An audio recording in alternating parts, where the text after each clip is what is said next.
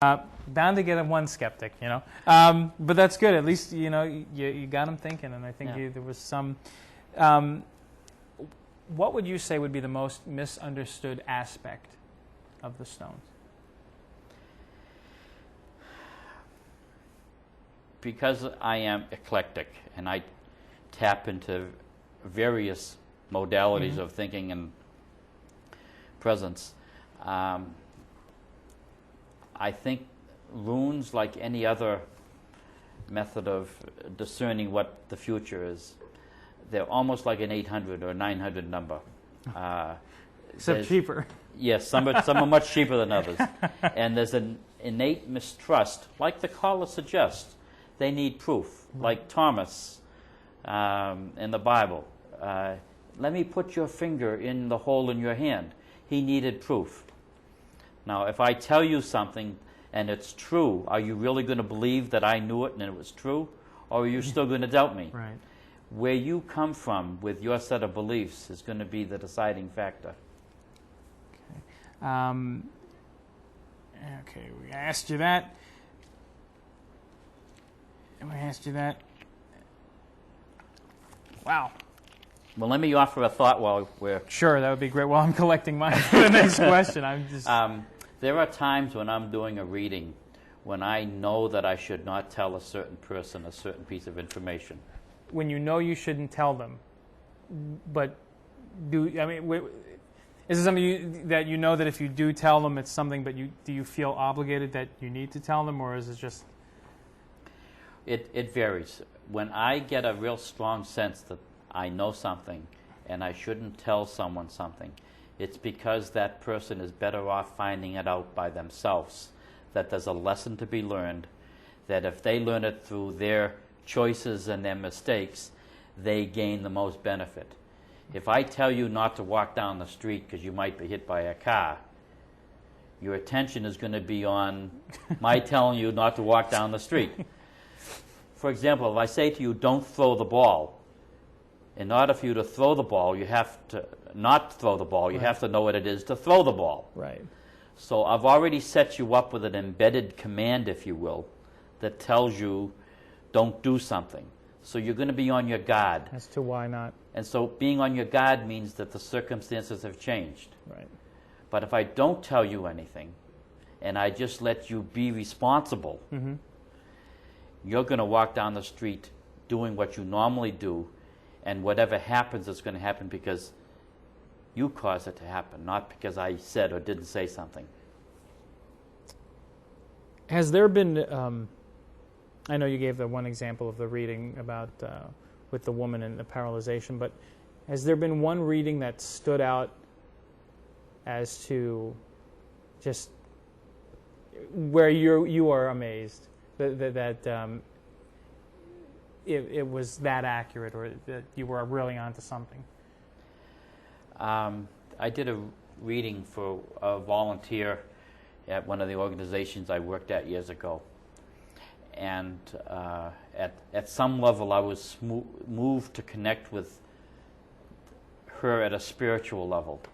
And I knew she was going through something very traumatic for her. And I knew that she needed to step back and observe herself from a neutral perspective. I asked her to do something for me, and that was to go home and pray.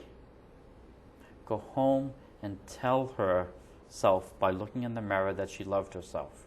Now, I don't know where this came from, but she said she went home and did that and saw an image of herself that she hadn't seen before. And she decided, and I also had told her that she shouldn't be entering a certain relationship with a man because it wasn't going to be good for her. Well, she decided to end the relationship and to leave him.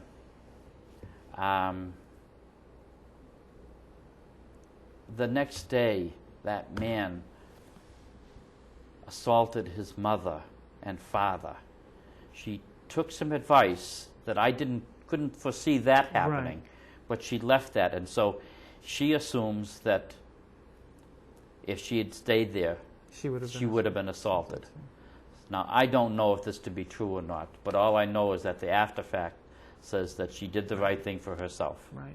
You gave her the opportunity, or presented something that allowed her to make her own decision to the point of doing that. Do you ever use these stones?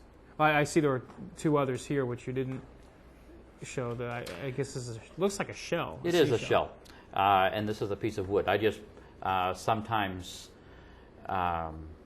people who read rune stones actually use shells, or they use pieces of wood, and I just brought them as examples.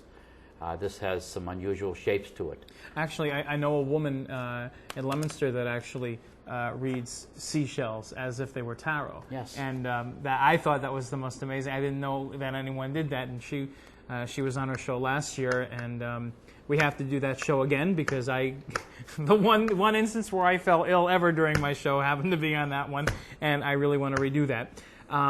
Do you ever use the larger? Are the larger stones more significant? Like you said, you have your collection of larger stones. Do you ever use those? Are those strictly for display, or do you use those for readings as well? When I have friends over the house, they might pick up one of the stones. I find people intuitively are attracted to a stone that has a message for them. And when they pick up a certain stone, I will judge their response to the stone and how they're holding it, and then ask them if they want to know why they picked that stone. And I'll bring them to parties.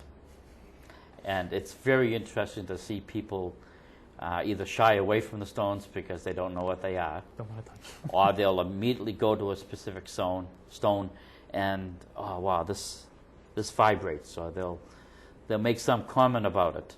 And then I'll make some observation based upon what I have discerned. And often they're wide-eyed as to, wow. How big's your collection? I have probably 2,000 stones. Wow. Wow. Not including the little ones. Not including the little ones. That's a heck of a stone. It's a heck of a stone collection.